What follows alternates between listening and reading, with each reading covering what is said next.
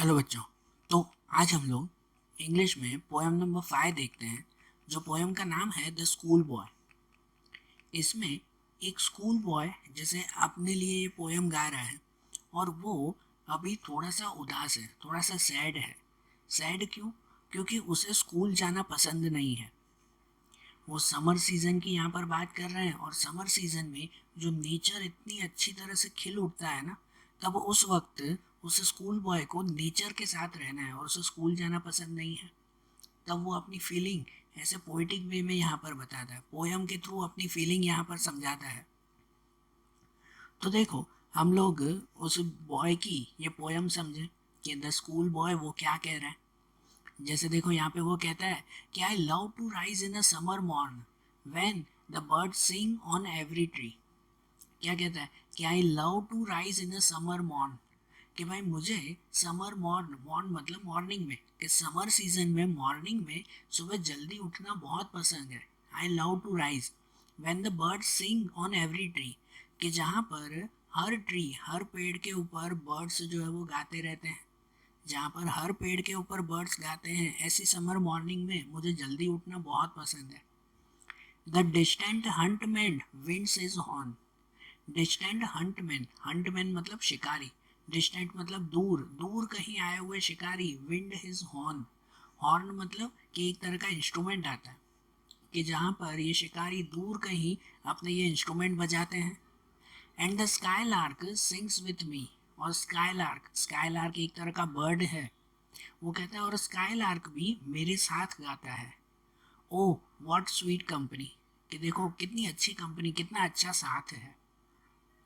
तो school boy क्या कह रहा है इस फर्स्ट पैराग्राफ में, कि उसे समर सीजन में मॉर्निंग के समय जल्दी उठना पसंद है क्योंकि उस वक्त नेचर बहुत अच्छा होता है।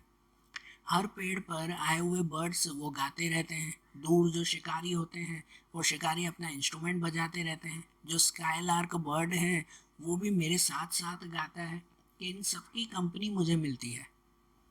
फिर दूसरे पैराग्राफ में कहते हैं कि but to go to school in a summer morn, o it drives all joy away. क्या कहता है कि पर मुझे जो है वो स्कूल जाना पड़ता है समर मॉर्निंग में, नेचर के साथ, इन बर्ड्स के साथ नहीं। मुझे तो स्कूल जाना पड़ता है, इनके साथ रहना नहीं मिलता।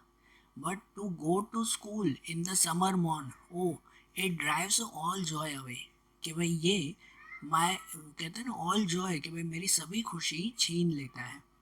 कैसी समर सीजन में जब मुझे बर्ड्स के पास रहना पसंद है ना, उस वक्त मुझे स्कूल जाना पड़ रहा है और इसी वजह से मेरी सभी खुशी चली जाती है उसकी वजह से।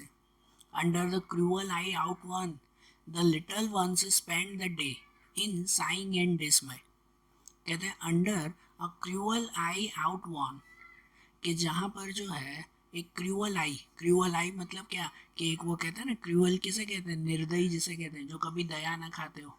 ऐसी आई के नीचे, कहते हैं ना ऐसे ऐसे निर्दयी, ऐसे कठोर जो लोग होते हैं, उनके नीचे मुझे पूरा दिन रहना पड़ता है। यहाँ किसके लिए बोल रहे हैं, तो उनके टीचर्स के लिए वो बोल रहे हैं कि ऐसे टीचर्स के अंडर में मुझे पूरा दिन रहना पड़ता है। The little ones spend the day, कहते हैं मुझे पूरा दिन वहाँ पे बिताना पड़ता है। इन साइंग एंड डिस में, साइंग मतलब कि मैं परेशान होकर, डिस में मतलब उदास होकर, निराश होकर, कि मुझे पूरा दिन वहाँ बिताना पड़ता है।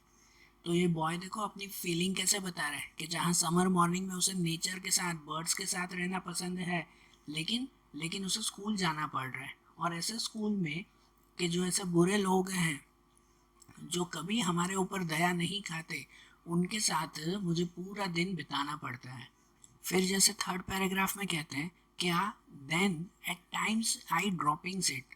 आई ड्रॉपिंग सीट मतलब कि मैं सिर झुकाए वहाँ पर बस बैठा रहता हूँ। कहते हैं ना वहाँ नेचर के पास तो जाना नहीं मिलता, समर के सीज़न में मुझे कंपलसरी स्कूल जाना होता है और उस टाइम में सिर झुकाए वहाँ पर बैठा रहता हूँ। And spend many an anxious hour, anxious hour मतलब कि परेशानी के दिन, परेशानी के कितने घंटे मुझे वहाँ पर बिताने पड़ते हैं। कहते हैं मैं परेशान होकर बस मुझे वहाँ बैठे रहना पड़ता है। स्कूल का तो आपको पता ही है कि बस वो अच्छा लगे या ना लगे, चुपचाप वहाँ पर पूरे जब तक टाइम ख़त्म ना हो वहाँ बैठे ही रहना पड़ता है। तो वैसे ही वो भी कह रहा है कि भाई उसे बस सिर झुकाकर वहाँ पर बैठना पड़ता है और कुछ भी नहीं। Nor in my book can I take delight, nor sit in learning's war.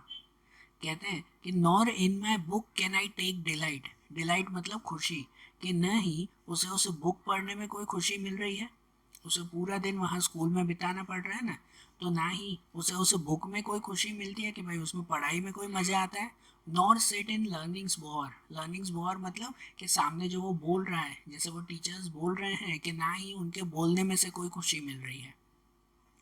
तो वो लड़का क्या कह रहा है कि भाई मैं पूरा दिन वहाँ बैठा रहता हूँ, न मुझे जो है वो उनकी पढ़ाई में से कोई मज़ा आता है, उनके पढ़ाने में, न ही मेरी बुक्स में से कोई मज़ा आ रहा है। Worn through, worn through with the dreary shower. क्या कहता है वॉर्न थ्रू? वॉर्न थ्रू मतलब क्या, कि तंग आ जाना, बहुत तंग आ जाता है वो, विथ द ड्रेरी शावर।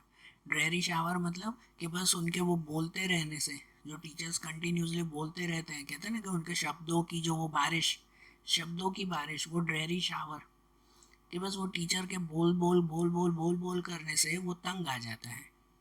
तो एक स्कूल बॉय भी कैसे बोल रहा है कि उसे वहाँ जाना पसंद ही नहीं है, वो तो उल्टा तंग आ जाता है उन टीचर्स की इन सब बातों से। How can the bird that is born for joy sit in the cage and sing. अब देखो, अब फोर्थ पैराग्राफ में वो क्या कह रहे हैं, वो कहते हैं कि अपनी कंपैरिजन ये स्कूल बॉय अब उस बर्ड के साथ कर रहा है जो बर्ड पिंजरे में कैद होता है।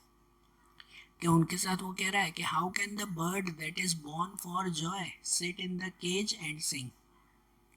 कहते हैं उस बर्ड के बारे में आप सोचो कि जो बर्ड हमेशा खुशी से रहना चाहता है, खुशी से बाहर आज़ादी से घूमना फिरना चाहता है, वो बर्ड एक पिंजरे में बंद होकर कैसे गा सकता है, कैसे खुश रह सकता है।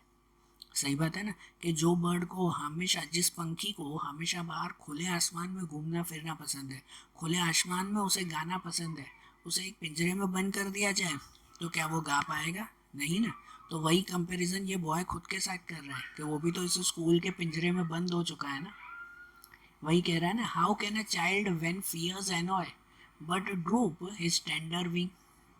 वो भी यही कहता है कि आप ही बताओ कि जिस तरह से, how can a child when fears annoy, कि भाई वो जो है ऐसे डर के मारे, ऐसे जो है वो तंग होकर, वो ये बच्चा भी, मतलब ये स्कूल बॉय भी कैसे खुश रह सकता है। But drooping his tender wing and forget his youthful spring. और वो बर्ड क्या करता है, वो बर्ड भी यही करता है ना कि भाई उसका कोई बस तो चलता नहीं है, तो अपने विंग ड्रूप करके, अपने पंख जो है वो नीचे गिराकर, and forget is youthful spring, और इतनी अच्छी जो है वो मौसम को, ये स्प्रिंग सीजन को, इतने यंग स्प्रिंग सीजन को जो है वो भूलना चाहता है। वो बर्ड भी उसे क्या कहते हैं, इग्नोर करना चाहता है।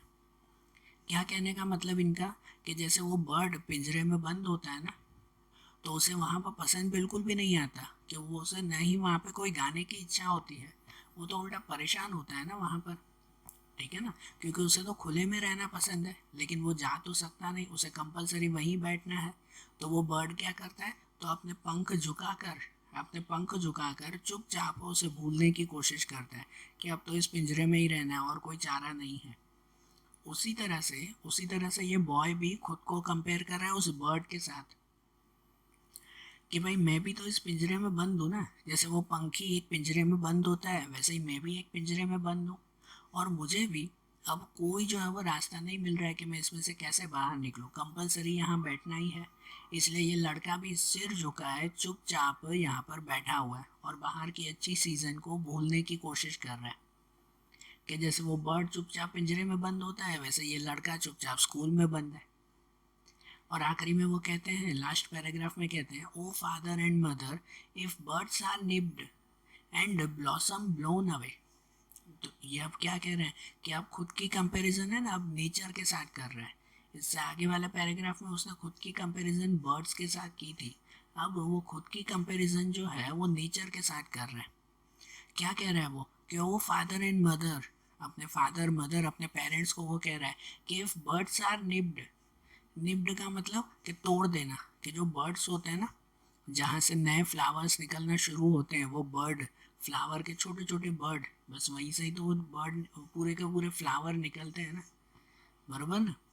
तो कहते हैं कि इफ बर्ड्स आर निप्ड, कि अगर उन फ्लावर्स के बर्ड्स को ही, जब वो छोटे होते हैं फ्लावर्स, तभी अगर उन्हें तोड़ दिया जाए, एंड ब्लोसम ब्लोन अवे, तो कहते हैं कि भाई फिर जो है वो ये खुशबू, और ये जो खुशबू होती है, ब्लोजम्स मतलब जो खुशबू होती है, उन्हें हर जगह पर उड़ा दिया जाए, ख़त्म कर दिया जाए। And if the tender plants are stripped, और जो टेंडर प्लांट्स होते हैं मतलब जो छोटे छोटे प्लांट होते हैं, अभी जो प्लांट उगना शुरू हुए हैं, उन्हें उसी वक्त स्ट्रिप्ड मतलब बांध दिया जाए तो of their joy in the springing day by sorrow and care's dismay, तो कहते हैं उनकी भी पूरी जो है वो क्या कह सकते हैं कि ज़िंदगी इसी तरह से सॉरो एंड डिसमे मतलब कि भाई निराशा में और दुखी होकर जो है वो निकल जाएगी। तो अपनी कंपैरिजन अब ये बॉय लास्ट में पूरे नेचर के साथ कर रहा है। कहता है आप ही सोचो कि जो बर्ड होते हैं उन्हें बचपन में ही तोड़ दिया जाए तो, जैसे वो बॉय खुद के लिए कह रहा है ना कि उसे भी तो ये स्कूल में जैसे बंदी कर रहे हैं ना, या तो जैसे एक फ्लावर की पूरी खुशबू उड़ा दे तो फिर उसकी खुशबू ही अगर फ्लावर की निकाल दे तो क्या वो फ्लावर कोई काम का है? वैसे ही इस लड़के की पूरी खुशी ही अगर निकाल दी जाए, उसे स्कूल में बंद कर दिया, उसकी पूरी खुशी ही निकाल दी, उसकी खुशबू ही निकाल दी, तो वो अब लड़का कुछ कर पाएगा? या जैसे कहते हैं ना कि छोटे प्लांट को अगर छोटे होते ही उसे अगर पूरी तरह से बांध दिया जाए तो, उसे बड़ा ही न होने दे तो वही लड़का खुद से कंपेयर कर रहा है ना कि उसे भी इसी तरह से स्कूल में बांध दिया गया है, तो फिर वो कैसे चलेगा? जो लास्ट दो लाइन में कहते हैं, how shell the summer arise in joy और द समर फ्रूट्स अपीयर, कहते हैं अगर इन नेचर को बचपन में ही मतलब छोटे होते ही अगर इसे ख़त्म कर दें तो ये समर सीज़न ही ना बनती, इस समर के फ्रूट्स से समर का जो नज़ारा है ना, वो नज़ारा ही हमें देखने को नहीं मिलता। बराबर ना? तो वो इनडायरेक्टली हमें वो कह रहे हैं ना, ठीक है, हमें वो कह रहे हैं कि अगर ये जो बच्चे हैं उनका बचपन ही उनसे छीन लिया जाए, बचपन में ही उनको जो है वो इस तरह से डरा धमका कर, इस तरह से स्कूल में कैद करके उनकी जो आज़ादी है, उनकी जो मौज मस्ती है, वही उनसे अगर छीन ली जाए तो क्या वो बड़े होकर कुछ कर पाएंगे? क्या वो आगे चलकर कुछ कर पाएंगे? बिल्कुल नहीं कर पाएंगे। कहते हैं ना, नेचर को अगर छोटे होते ही उसे वहाँ पे ही दबा दिया जाए तो क्या समर सीजन इतनी अच्छी बन पाती, इतने अच्छे अच्छे फ्लावर्स तैयार हो पाते? नहीं। उसी तरह से अगर बच्चों का बचपन ही उनसे छीन लिया जाए तो शायद वो बच्चे बड़े होकर कुछ ना कर पाए, या उनकी ज़िंदगी जो है वो जैसे वहीं पर ही अटक जाएगी। बराबर? तो ये एक स्कूल बॉय की फीलिंग है जैसे, ठीक है ना? तो देखो आज जैसे हमने ये पोएम देखी ना द स्कूल बॉय, वैसे ही इनकी दूसरी पोएम सब हम लोग अगले वीडियोस में देखेंगे। Okay, thank you.